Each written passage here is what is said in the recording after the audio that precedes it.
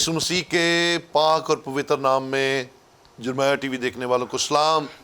मैं हूं आपका होस्ट पास्टर आफ्ताब रहमत और मैं हमेशा आपके लिए लेकर आता हूं प्रोग्राम इनकाउंटर, और इसमें हम जानते हैं खुदाम के बारे में, उनकी ज़िंदगी के बारे में, उनकी गवाहियों के ताल्लुक से। और आज से हम इस प्रोग्राम के अंदर एक नई सेगमेंट शुरू करने जा रहे हैं जिसमें हम ख़ास टॉपिक पर ख़ास गुफ्तगू करेंगे और खुदा के खुदाम से कलाम के बारे में और उन बातों के बारे में जानेंगे जो हम तक सही तौर पर नहीं पहुंचती। और आप जानते हैं हमेशा से ये प्रोग्राम आपके लिए बाबरकत रहा है क्योंकि आपके फीडबैक ने हमेशा हमारी हौसला अफजाई की है। खुदावंद आप सबको बरकत दे। और आज हम एक नए गेस्ट के साथ दोबारा से आपकी खिदमत में हाजिर हुए हैं। आज हमारे साथ जो खादम, जो खुदा के सूरमा मौजूद है, उनका नाम बताने से पहले उनके मिनिस्ट्री का नाम बताना चाहता हूँ। उनका ताल्लुक है गॉस्पल रिवाइवल मिनिस्ट्री और वो एडवाइजरी बोर्ड में है फर्स्ट बिशप काउंसिल के, यानी कि हमारे बहुत ही प्यारे और हर दिल अजीज़ बिशप फ्रांसिस पॉल। सो मैं बिशप साहब को इस प्रोग्राम में वेलकम करता हूँ। वेलकम बिशप साहब। Thank you very much pastor, खुदा आपको बरकत दे। God bless you, God bless you. खुदा उनकी तारीफ हो। और आप जानते हैं कि हम इस प्रोग्राम में ख़ास तौर पर खुदाम की उस गवाही के ताल्लुक से जानते हैं। गवाहियाँ तो हमेशा ही ईमानदारों की ज़िंदगी में ढेरों ढेर होती हैं, लेकिन हम खुदाम की उस गवाही को ख़ास तौर पर जानते हैं जब उनकी मुलाकात पहली दफ़ा यीशु मसीह के साथ हुई तो कैसे एहसासात थे, क्या उनकी ज़िंदगी के अंदर तब्दीली आई, क्या उनके सोचने का अंदाज़ बदला और उन्होंने कैसी बरकत पाई, वो दूसरों के लिए कैसे बरकत हुए और अपने ख़ानदान के लिए कैसे बरकतों का वसीला बने। मैं चाहता हूं कि वक्त ज़ाया किए बगैर हम बिशप साहब से पूछें, बिशप फ्रांसिस पॉल साहब से, कि उन्होंने अपनी ज़िंदगी में जब यीशु मसीह के साथ पहली मुलाकात की तो उनको कैसा महसूस हुआ और कैसे उनकी ज़िंदगी में तब्दीली आई। सबसे पहले मसीह यीशु में जुर्माया टीवी देखने वालों को मेरी तरफ से बहुत बहुत सलाम। और मैं शुक्रगुजारी करता हूँ खुदा यीशु मसीह की जिसने मुझे यहाँ मौका फराहम किया। और उसके बाद मैं खुदा के खादम पास्टर इमानुएल ताहिर के लिए दुआ गूँ कि खुदा ने उनको बरकत दी इस चैनल के वसीला से, ताकि खुदा उनके नाम को जलाल दिया जाए। मैं बताना चाहता हूँ कि मैं जवानी के अयाम में पाकिस्तान में sacred heart cathedral high school में मैंने तालीम हासिल की, अपनी इब्तदाई तालीम को। और उसके बाद मैं 1981 में मैं 19 बरस की उम्र थी मेरी और मैं दुबई चला गया। अच्छा। अलाइन शहर में जॉब के लिए। तब तक मुझे बिल्कुल बाइबल की वाक़फ़ियत भी नहीं थी। बेशक मैंने जिस्मानी तालीम मैंने हासिल की थी, लेकिन मैं स्पिरिचुअली तौर पर, रूहानी तौर पर बिल्कुल ज़ीरो था।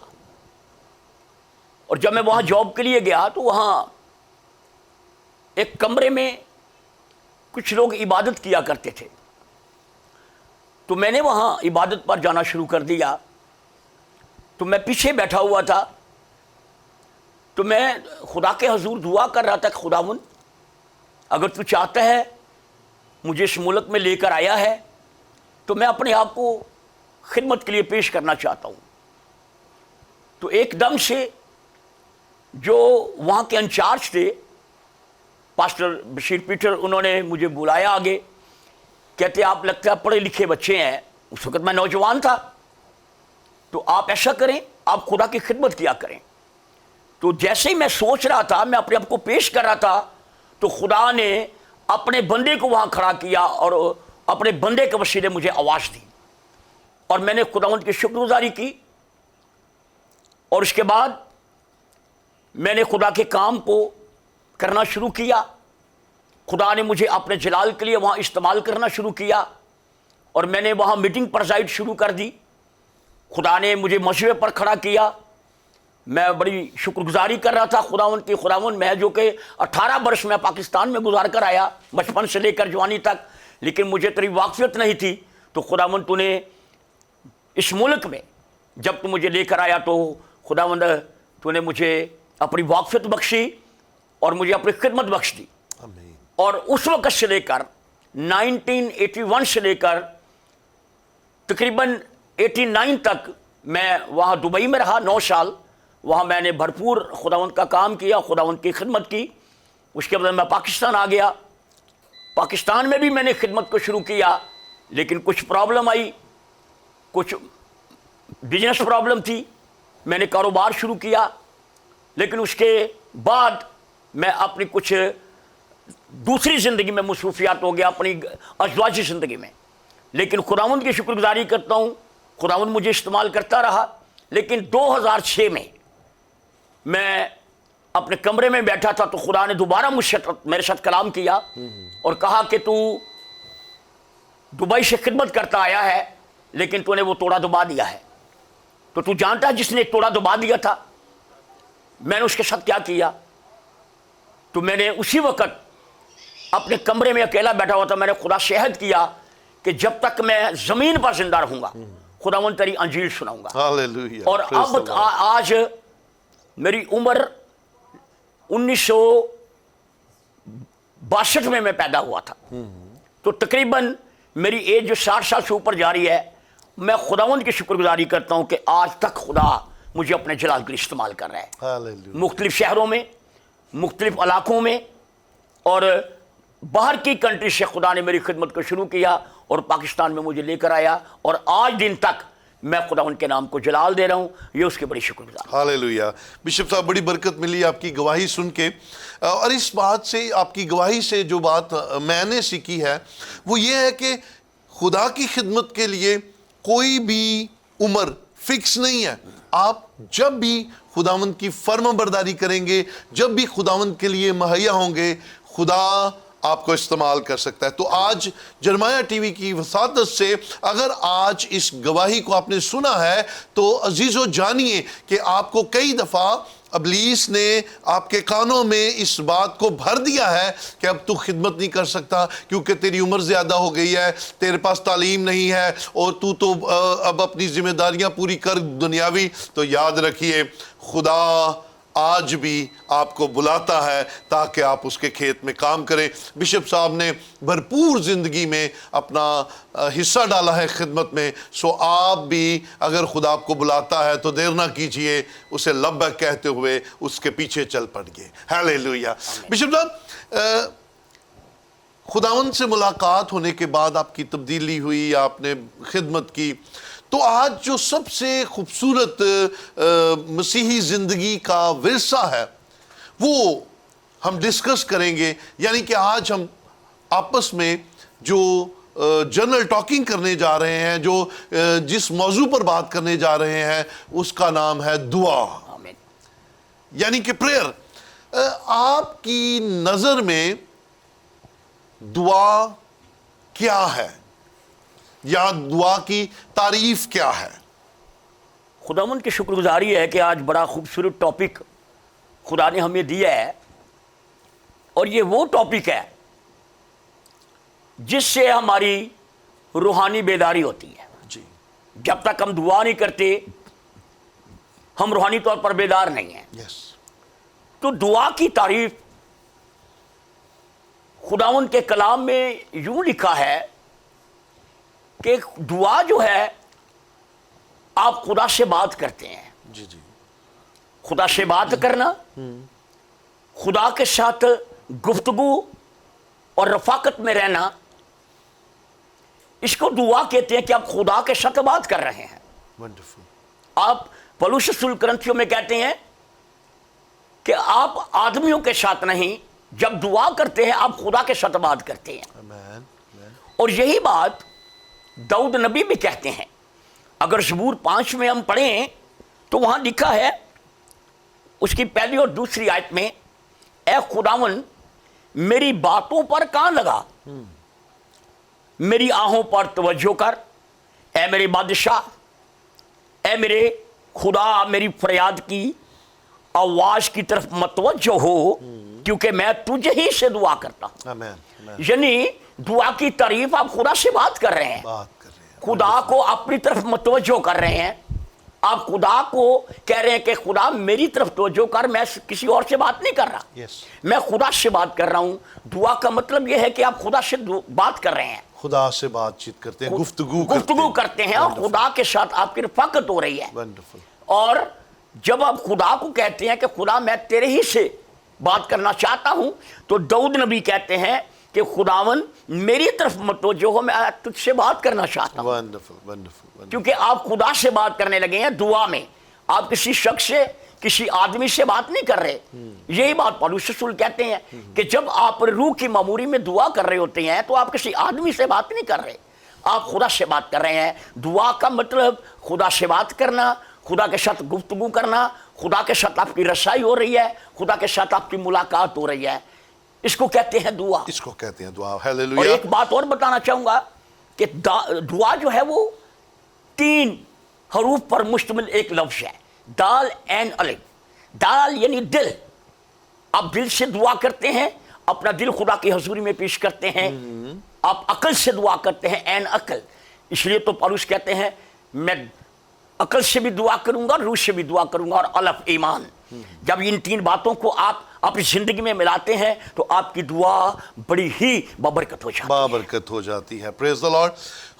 खुदा से गुफ्तगू करने को दुआ कहते हैं। और मैंने एक जगह पे बड़ी खूबसूरत तारीफ दुआ की पढ़ी, क्योंकि आम फहम हम यही ही इस बात को अंडरस्टैंड करते हैं बाइबल के हवालों से कि दुआ का मतलब है खुदा से गुफ्तगू करना। मैंने एक और अछूता खूबसूरत इसका मतलब सीखा, एक किताब में पढ़ रहा था, मेरी हॉबी है, मैं किताबें बहुत पढ़ता हूँ, तो उसमें बड़ी खूबसूरत बातें सीखा। खुदा को हमेशा हम कहते हैं आसमानी बाप, और आसमानी बाप आसमान पर है, हम जमीन पर बैठकर उससे बातें करते हैं। तो उसने बड़ी खूबसूरत बात कही, इस सारे माहौल को उसने दुआ की तारीफ में तब्दील किया। उसने कहा जमीन और आसमान के दरमियान राबता बांधने को दुआ कहते हैं। प्रेज़ द लॉर्ड, हालेलुया, आमीन। सो ये जो दुआ है इसका मतलब है कि एक जिस्म रखने वाला इंसान बोलता है और आसमान आलम बाला तक आपकी बात पहुंचती है। ये कनेक्टिविटी है विद गॉड, खुदा के साथ ये आपका कनेक्शन है। और आपकी गुफ्तगू है, चाहे घंटों करें, चाहे दिनों करें, चाहे मिनटों करें, आपकी दुआ खुदा से ही होनी चाहिए। और खूबसूरत तौर पर हमें खुदा से बातें करनी चाहिए। बिशप, इसी बात को आगे बढ़ाते हैं। आज डिजिटल दौर है और आज हर चीज में जिद्दत आ रही है। अब देखिए, हर चीज को हम अपने म्यार के मुताबिक बनाना चाहते हैं, और हमने दुआ को अपने मुताबिक करने की कोशिश की। बहुत सारी अच्छी बातें सामने आई हैं, बहुत सारी गलत यानी कि बिदात भी सामने आई हैं। सो आए बात करते हैं इस बात पर हम गौर व खौज करते हैं कि दुआ आखिर कहाँ मांगनी चाहिए। जो गुफ्तगू हमने खुदा के साथ करनी है वो कहाँ होनी चाहिए, क्योंकि आज इस गुफ्तगू को करने के लिए हमने प्रोटोकॉल खो दिया है, हमने उसकी हजूरी को अपना रंग दे दिया है, गलत तरीके से हम दुआ करते हैं। आइए ज़रा इस पर बातचीत करते हैं, आपका क्या ख्याल है? देखिए, अकॉर्डिंग टू द बाइबल, हाँ जी, क्योंकि हमने तो बाइबल के मुताबिक जाना है। जी जी, जितने मर्जी जदीद दौर आ जाएं, लेकिन हम बाइबल को पहला दर्जा देते हैं। बिल्कुल। और बाइबल के मुताबिक ही हमने दुआ भी करनी है, और जगह भी जो डिसाइड बाइबल कर रही है। जी जी, जदीद दौर जो जैसे मर्जी करे। बाइबल क्या कहती है, जब मुकद्दस मत्ती रसूल की अंजील में खुदावंद यीशु मसीह अपने शागिर्दों से बात कर रहे थे 6 बाब में, उसकी 5 और 6 आयत में, तो उन्होंने कुछ फकीह फरीसियों को देखा कि उनके अंदर रियाकारी है। तो खुदा यीशु मसीह ने उनको देखा कि आप रियाकारों की तरह बाजारों के मोड़ों पर, इबादत खानों पर, क्योंकि वो दिखावे के तौर पर लोगों को दिखाना चाहते थे कि हम राष्ट्रबाज हैं, वो दिखावे की राष्ट्रबाजी दिखाते थे। तो खुदा यीशु मसीह ने वो सारे माहौल को देखकर अपने शागिर्दों को क्या कहा, बल्कि मत्ती 6 बाब की 6 में लिखा है, बल्कि जब तू दुआ करे तो अपनी कोठड़ी में जा और दरवाजा बंद करके अपने बाप से जो पोशीदगी में है दुआ कर। इस सूरत में तेरा बाप जो पोशीदगी में देखता है तुझे बदला देगा। अब इसी को प्रैक्टिकली तौर पर खुदा यीशु मसीह भी कर रहे हैं। अगर मरकस की अंजील उसके पहले बाब 35 आयत में पढ़े तो लिखा है, खुदा यीशु मसीह सुबह सवेरे उठे और निकले बाहर को और एक वराने में चले गए। यानी इसका मतलब है तन्हाई, पोशीदगी, तन्हाई। और उन्होंने कहा कि पोशीदगी में, तन्हाई में जाकर बैठकर तू पोशीदगी में खुदा से बात कर, क्योंकि तू खुदा से बात कर रहा है। जैसे आपने बताया कि जमीन की बात आसमान पर जानी है, आलम बाला पर पहुंचनी है, तो वहां उसे का रियाकारी नहीं चाहिए, वहां स्पिरिचुअली माहौल चाहिए, आपकी रूह की मामूरी चाहिए, क्योंकि आप रूहानी बाप से आप बात कर रहे हैं। तो जब तक आप रूह के माहौल में नहीं आएंगे आपकी बात कैसे पहुंचेगी? अगर आप गलियों के मोड़े में शोर करेंगे तो नहीं। इसीलिए खुदा यीशु ने कहा कि तेरी जगह जो मैं बताना चाहता हूं, जब तू दुआ करने जाए तो पोशीदगी में अपनी कोठी के अंदर खामोशी से तन्हाई में बैठ जा, ताकि जब तू खुदा से दुआ करे तो तेरा खुदा जो पोशीदगी में तेरे साथ बैठा होगा। बिल्कुल जैसे दाऊद ने कहा, खुदा मेरी तरफ मतवज्जो हो, वो आपकी तरफ मतवज्जो होगा। क्योंकि बाइबल में लिखा है, ज़बूर नबी लिखते हैं, जो खुदा से दुआ करते हैं, बल्कि जो सच्चाई से दुआ करते हैं, खुदा उनके करीब है। जब आप पोशीदगी में सच्चाई से खुदा से दुआ कर रहे होते हैं, खुदा आपके करीब आ जाता है और खुदा आपको बदला देता है। Praise the Lord. अच्छा, जब दुआ कर रहे हो तो फिर आप और आपका खुदा बस हो, तीसरा बंदा ना कोई हो, कोई आपको डिस्टर्ब ना करे, कोई आपको डिस्ट्रैक्ट ना करे, आपका ख्याल ना इधर उधर जाए, अपनी कोठड़ी में जाओ। और ये तो हो गई हमारी पर्सनल प्रेयर, पोशीदा गुफ्तगू, राज की बातें, है? क्योंकि खुदा से हम तुमको छुपा नहीं सकते, क्योंकि कलाम मुकद्दस में लिखा है कि वो दिलों और गुर्दों को जांचने वाला खुदा है। तो वो तो हमारे अंदर को भी जानता है, वो हमारे बाहर को भी जानता है। तो मैं हमेशा नाज़रीन इस बात को अलानिया कहता हूँ कि खुदा के साथ अगर मगर ना किया करें। अगर हो गया मगर हो गया, देख मेरे से नहीं होता, खुदा के सामने इकरार कर लें। और अगर आप इज्तिमा में नहीं करना चाहते तो पर्सनल पोशीदगी की हालत में जाएं और इकरार करें। वो आपको अंदर से भी जानता है, वो आपकी छुपी हुई बातों को भी जानता है और उन बातों को भी जानता है जो अंधेरे में आप करते हैं, किसी और को खबर भी नहीं होती। सो फिर खुदा से बात करें और बात करते वक्त सबसे पहले माफी मांगे उन बातों की, इकरार करें। सो प्रेज़ द लॉर्ड। बिशप साहब इस बात को साथ साथ और बढ़ाते हैं कि ये हमारी होगी पर्सनल दुआ, पर्सनल गुफ्तगू। लेकिन जब हम जमात में जाते हैं, एक दुआ जमात में भी होती है, यानी कि खुदा चाहता है, क्योंकि बनी इसराइल की ईदों में मुकद्दस इज्तिमा का जिक्र हमें मिलता है, जब वो इज्तिमाई तौर पर दुआएं करते थे। तो आज मसीही जो हैं वो चर्चिस के अंदर, कॉन्वेंशंस के अंदर, बड़ी बातों के अंदर बड़े मजमा में जमा होते हैं और वहां पर खुदा से गुफ्तगू इज्तिमाई तौर पर की जाती है। क्योंकि जब हमें अनाउंस किया जाता है कि आइए इस मकसद के लिए दुआ करें, तो वो भी एक तरीका है खुदा से गुफ्तगू करने का, लेकिन वो इज्तिमाई तौर पर है। क्योंकि इज्तिमाई तौर पर दुआ और इबादत का और बरकत है और पर्सनल प्रेयर की और बरकत है। और इन दोनों बरकत को हमने लेना है, हमने इनमें से एक को भी मिस नहीं करना। क्योंकि मैं इस बात को आज समझता हूं कि बहुत सारे लोग जंगलों में बैठे हुए हैं, कबीलों में बैठे हुए हैं, बहुत सारे लोग दूर दराज में हैं, जजीरों में बैठे हुए हैं, जहाँ पे वो काम करने के लिए गए। जैसे आपने बताया, मैं दुबई में गया तो ऐसे, तो उनके पास चर्चेज नहीं है, आप इज्तिमाई दुआ के लिए नहीं जा सकते, ठीक है? तो आप टीवी पर देख ले। लेकिन जिनके साथ घर में गली में चर्च है, चर्च में नहीं जाते, वो टीवी में बैठ के दुआ कर लेते हैं। ये भी गलत है, क्योंकि जो आपका खुदा के साथ राबता چرچ میں بیٹھ کر ہونا ہے، اور جو خدا کا کلام اور دعا آپ کی وہاں پر قبول ہونی ہے وہ ٹی وی پر دیکھ کر ہرگز، ہاں مجبوری ہے تو ضرور ٹی وی پر دیکھیں کیونکہ وہ بھی ایک اچھا طریقہ خدا نے ہماری عبادت کا رکھا ہے، لیکن اگر آپ کے پاس چرچ ہے تو پھر فزیکلی وہاں پر حاضر جانا چاہیے۔ ہاللیلویہ۔ آئیے اس گفتگو کو تھوڑا سا اور بڑھاتے ہیں کہ کچھ لوگ صبح سویرے اٹھ کر دعا کرنا پسند کرتے ہیں، کچھ لوگ رات کے پہروں میں دعا کرنا پسند کرتے ہیں۔ بائبل کیا کہتی ہے کہ دعا کرنے کا ٹائم کیا ہے، کب دعا کرنی چاہیے؟ پہلی تو بات یہ ہے کہ پالوس رسول کہتے ہیں پہلی بات جو سیکھنے والی ہے کہ بلا ناغہ دعا کریں۔ بالکل، اس میں ناغہ نہ ڈالیں جی، بلا ناغہ۔ جیسے آپ 3 ٹائم جسمانی خوراک کھاتے ہیں، آپ روحانی طور پر بیداری کے لیے، اپنی روحانی ترقی کے لیے بلا ناغہ دعا کریں، اس میں کوئی گنجائش نہیں ہے، بلا ناغہ دعا کریں۔ جیسے آپ نے بتایا کہ اس کا ٹائم کیا ہے، تو اگر ہم نوح کی کتاب میں دیکھیں تو وہاں بھی ہمیں ٹائم بتایا گیا، جی، اس کے 2 باب اس کی 19 آیت میں، اٹھ رات کے پہروں کے شروع میں فریاد کر خداوند کے حضور اپنا دل پانی کی مانند ہنڈیل دے۔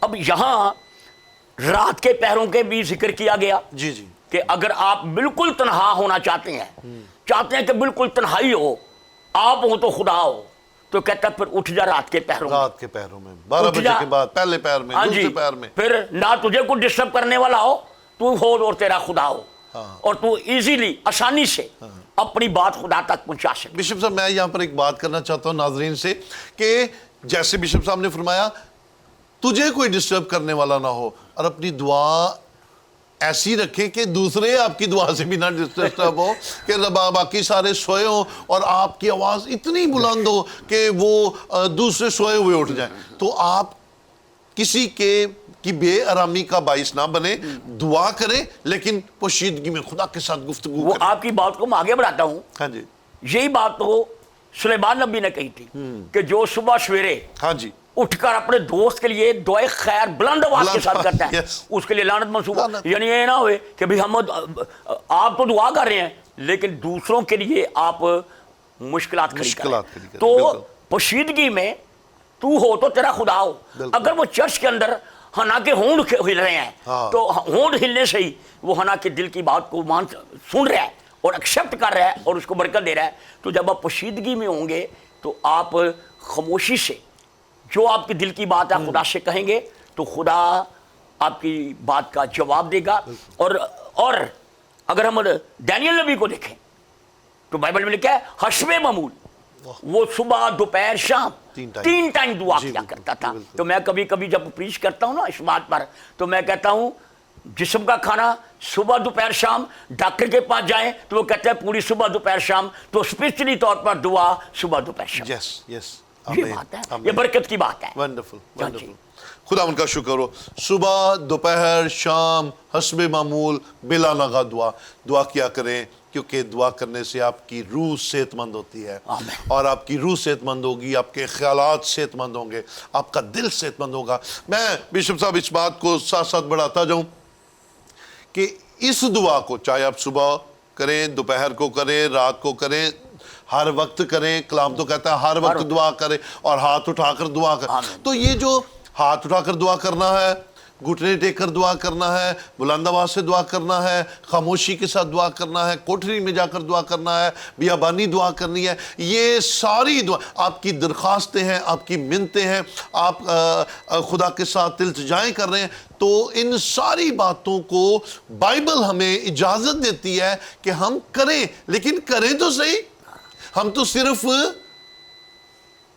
باتیں کرتے ہیں، کرتے نہیں ہیں۔